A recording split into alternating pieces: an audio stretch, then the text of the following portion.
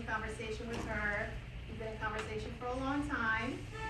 And thank you for shouting out Brooklyn. I was like, what's she gonna read? All of it. And I actually want to shout out because that East Flatbush poem is actually a sestina. She didn't say that, but it's a very complicated form.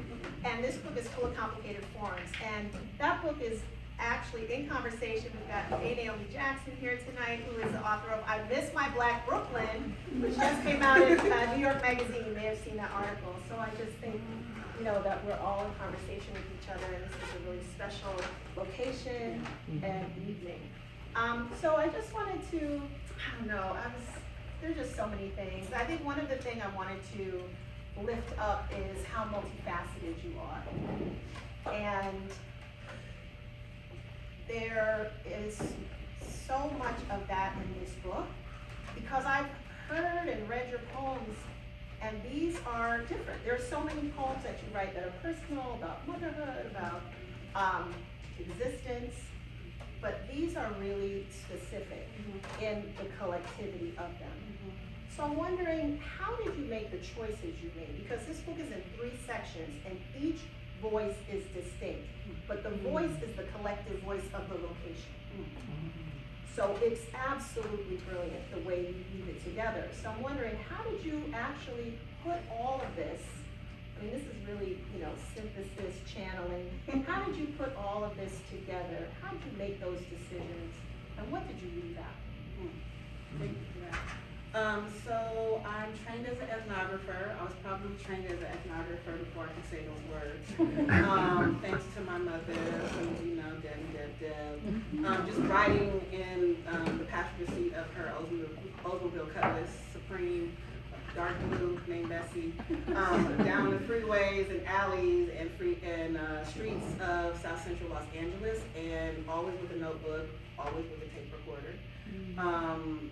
Asking a lot of questions, but thankfully being raised to ask questions and being raised around folks that were answering them. And so then I carried that on to Spelman, carried that on in sociology and creative writing, but specifically as a doctoral student, being mentored by another Black feminist ethnographer, Nikki Jones, who wrote about Black girls and Black girlhood in Philly.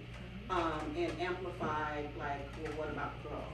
Right. And so she gave me good advice as I was graduating to ask similar questions that I asked in East Oakland, where I was doing ethnography, but also doing poetry and research poetry and poetic analysis, that some of you do in the room, in solidarity with me, and some being trained by me and doing their own work.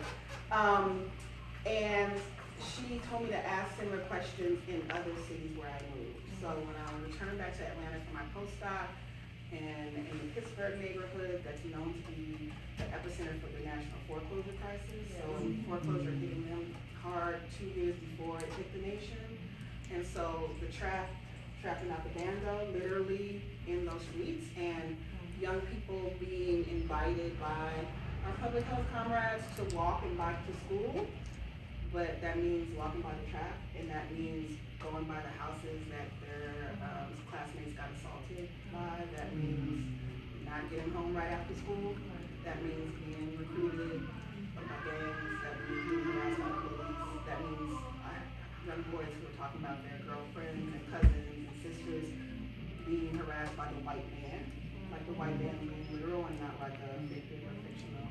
And so I asked those questions in Atlanta. And then moving here to Brooklyn and working with Cogni, I listened first. I listened for maybe 2 whole years. Sharina at the time was co-director of the girls program at Cogni, and a lot of our listening, but also our advocacy was again that, what about the girls? We were actually presenting at a conference in Philly about the work and presenting data that hadn't been collected or shared, and someone yelled at us during the presentation, but they ain't dying though.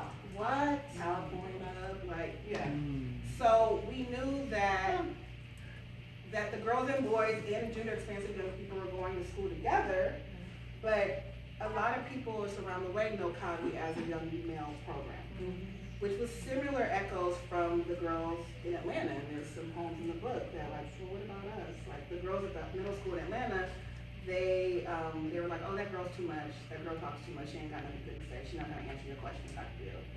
But the boys had an after-school program. If they had mentors from Morehouse, they got pizza, they got ties, and learned how to tie ties. And I have a poem about that, like, where do you learn these ties to? And maybe we don't need etiquette, but like, we do want some pizza, or we would like a mentor. And so I heard that, a little rumblings in Atlanta, but then when it was Brooklyn, it was very loud.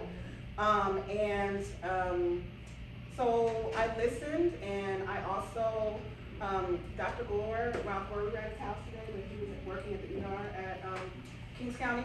But we saw the rest of his family, and he, as soon as I moved here, he was like, you're the research director of COBI. And although we like our titles, I need to learn and listen first.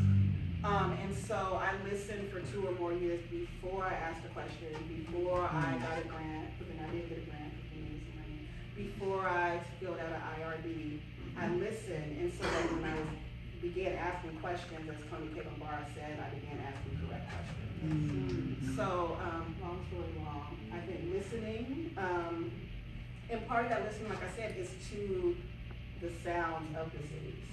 My husband and I actually, I don't know if you will be in the room at Downstate, but we co-facilitated a lecture called Sound of the Cities. He's a DJ, and reading my ethnography and public health, like what are the sounds, and that lecture was around the music throughout New York from like the 70s to the present day, but also the trends of public health crisis, but also health and opportunities. What was that narrative in New York? And so I'm really always like a good ethnographer and a good listener and a good question asker, listening to the cities. So that's like the rumbles, the whispers, things that are like real loud and in our face, and the things that are quiet and not getting enough attention.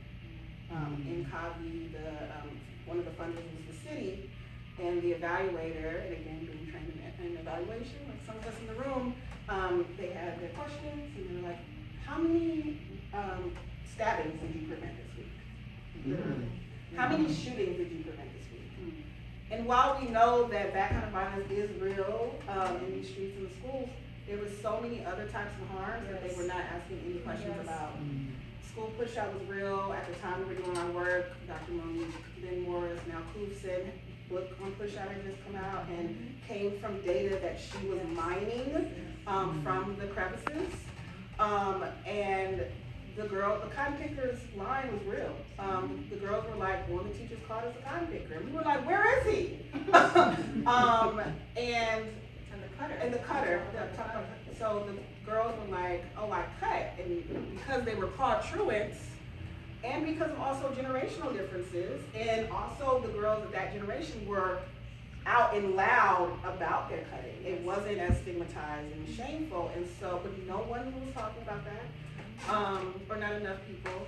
And so many of the girls had experienced incest by 9th grade. But again, coming to the school with a label, you're a truant, you're a deviant, you're this, you're that, and that's why they were in our program. They might have gotten in one fight, they might have gotten in 20 fights. But there was one girl that barely came to school, but when she did come to COBI for the food, for just to be, she wrote 4 poems one day. Someone who doesn't talk, who's a truant. So a lot of listening.